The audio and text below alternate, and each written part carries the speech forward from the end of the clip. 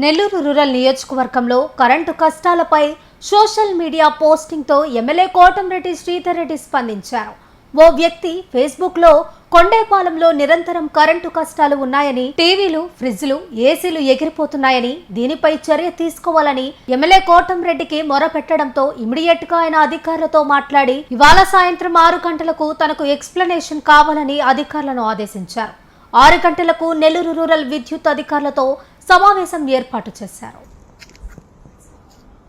కొండపాలెంలో గత సంవత్సరం నుంచి లో వోల్టేజ్ హై వోల్టేజ్ రెండు వస్తుందన్నా. పొగులైతే లో వోల్టేజ్, రాత్రి అయితే హై వోల్టేజ్ వస్తుందన్నా. మా ఊరంతా ఇబ్బంది పడుతున్నా. టీవీలు, ఏసీలు అన్నీ బాధపడుతున్నా. మీరు వచ్చిన తర్వాత ప్రతి దగ్గర కరెంటు నాణ్యతగా ఇస్తున్నారన్నా. మా కాడికి వచ్చేటప్పటికి ఏఈ గారికి ఎన్నిసార్లు చెప్పినా, లైన్ మార్క్ ఎంత వచ్చినా వాళ్ళకి కనీసం స్పందన కూడా లేదన్నా. అదే చేస్తూ ఉంటారు, వచ్చి రెక్లెస్గా ఆ సమయానికి ఏదో ఒకటి చేసిపోతూ ఉంటారన్నా. చాలా మంది ఇబ్బంది పడుతూ ఉంటారన్నా. దయచేసి మీరన్నా స్పందించి కరెంట్ వాళ్ళకి చెప్పి హై వోల్టేజ్ లేకుండా, లో వోల్టేజ్ లేకుండా కరెక్ట్గా ట్రాన్స్ఫార్మర్కి ఏర్పాటు చేయండి అన్న.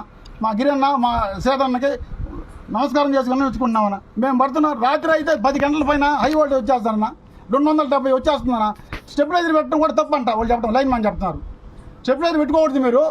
స్టెబిలైజర్ అంతే తక్కువ కానీ ఎక్కువ కానీ వస్తుంది, మీరు పడాలంటున్నారు. అదే ఉంటే ట్రాన్స్ఫార్మర్ కానీ ట్రబుల్ ఉందాయా, మీరు చేయండి అయ్యా, అదేదో ట్యాప్ పోయిందంట, ఎర్త పోయిందంట అని చెప్తుంటే ఏ స్పందన లేదు. ఇదిగో అదిగో అంటారు. అక్కడికి వచ్చేసి రకరకాల రెక్లెస్గా సమాధానం చెప్తున్నారు. మా హరిజన్ వాడంటేనే ఆ లైన్ మ్యాన్కి, ఆ ఏఈ గారికి లెక్కే లేకుండా ఉందన్న. దయచేసి మా సేదరన్న, మా గిరన్న సాయం చేయాలని కోరుతున్నామన్నా. నాకు వీడియో వచ్చింది. ఒక అతను రోడ్డు మీద కూర్చొని ఈ కరెంటు సమస్యల మీద ఆవేదన వ్యక్తం చేస్తున్నాడు. ఏంది ప్రాబ్లం ఏంది? కొండాయిపాడు అర్జున్ వాళ్ళు ఈ కరెంటు సమస్యలు ఏంది చేయించారా? లైన్ లాగించారా? చేయించారా? అనగుంటలోనా? ఓకే, సరే. ఒక పని చేయండి అయ్య గారు, ఒక పని చేయండి. మీ ఒక్క దాంట్లోనే కాదు, మన వాళ్ళు చెప్పడం చాలా ప్రాంతాల్లో ఈ సమస్య ఉందని చెప్తున్నారు. అందుకనే సాయంకాలం 6 గంటలకు ఆఫీసులో మీటింగ్ పెడుతున్నాను. మీ ఎస్సీ గారు అందరూ రమ్మంటాను. మీరు రండి. ఈ కొండాయిపాడు సెటిల్స్ పరిష్కారం చేశారా? చేస్తున్నారు. చేయించి అక్కడికి రండి. అంటే కొండాయిపాడులో ఎవరైతే అతను రోడ్డు మీదకి వచ్చి ఫేస్బుక్ లైవ్ పెట్టి సమస్య చెప్పాడు ఆవేదనతో, దాన్ని సానుకూలంగా తీసుకోండి, దాన్ని వ్యతిరేకంగా తీసుకోవాలండి. ఎందుకంటే అతని బాధ, అతని సమస్య అది.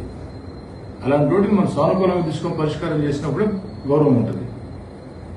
కాబట్టి మీరు దాన్ని సానుకూలంగా తీసుకొని పరిష్కారం చేసి నాకు కనపడండి. ఓకే, మిగతా విషయాలు మీ ఎస్సీ గారితో నేను మాట్లాడు. 6 గంటలకు కూర్చొని అన్ని విషయాలు మాట్లాడండి. నమస్తే ఎస్సీ గారు. ఎస్సీ గారు, ఈ లో వోల్టేజ్ సమస్య దండిగా ఉన్న టౌన్లో కరెంటు బాగా ఇబ్బందులు వస్తున్నాయి. ఈరోజు మీరు ఎక్కడున్నారు? మీరు ఈసీ ఉంది, ఇలాంటికి ఎప్పుడు తీసి ఒక పని చేద్దాం. సాయంత్రం 6 గంటలకి మీరు ఆఫీస్కి వచ్చేయండి. మనోళ్ళందరూ మనోళ్ళ ఆఫీస్లో ఇన్ఫార్మ్ చేస్తారు. కొంచెం క్షేత్రస్థాయిలో ఏంది పరిస్థితులు కొంచెం మనం మాట్లాడుకుని యాక్షన్ ప్లాన్ రెడీ చేద్దాం. ఓకే. ఈరోజు కొండాయిపాడు ప్రాంతంలో కరెంటు సమస్యల మీద ఓ వ్యక్తి బాధాకరంగా రోడ్డు మీద కూర్చొని వీడియో పెట్టి ఆ యొక్క కరెంటు సమస్యల్ని పరిష్కారం చేసేదానికి కృషి చేయమని చెప్పారు. ఏదైతే ఆ వ్యక్తి మాట్లాడింది 100% నిజం. నేను కూడా విచారించాను. వాస్తవానికి ఆ వ్యక్తిలో నాకు తెలియదు, కేవలం సోషల్ మీడియాలో పోస్ట్ చూడటం జరిగింది. ఆ యొక్క వ్యక్తి చేసినటువంటి పనిని అభినందిస్తూ ఉన్నా. ప్రజలందరిలో కూడా ఇలాంటి చైతన్యం ఉండాలా. ఎమ్మెల్యేలైనా అధికారులైనా ప్రశ్నించే తత్వం, నిలదీసే తత్వం ప్రజల్లో రావాలా. ఎప్పుడైతే ప్రజల్లో అధికార యంత్రాంగాన్ని కానీ, ఎమ్మెల్యేలను కానీ, మంత్రులను కానీ ప్రశ్నించే తత్వం వచ్చినప్పుడు, అది కూడా ప్రశ్నించే విధానం కూడా న్యాయబద్ధంగా చేసినట్లయితే ఖచ్చితంగా జవాబుదారీతనం పెరుగుతుంది. అందుకే ఆ వ్యక్తి పెట్టిన పోస్టుని ఆధారం చేసుకుని మిగతా చోట్ల మాట్లాడితే అక్కడే కాదు, ఇంకా కూడా కొన్ని ప్రాంతాల్లో ఈ కరెంటు సమస్యలు దండిగా ఉన్నాయి, ఇదైతే ఈ యొక్క సమస్యలు దండిగా ఉన్నాయని చెప్పిన కూడా దృష్టి రావడం జరిగింది. అందుకే క్షేత్రస్థాయిలో వీటన్నిటిని కూడా పరిశీలించేదానికి ఈరోజు సాయంత్రం 6 గంటలకి నా కార్యాలయంలో అత్యవసరంగా అధికారులతో మీటింగ్ పెట్టడం జరిగింది.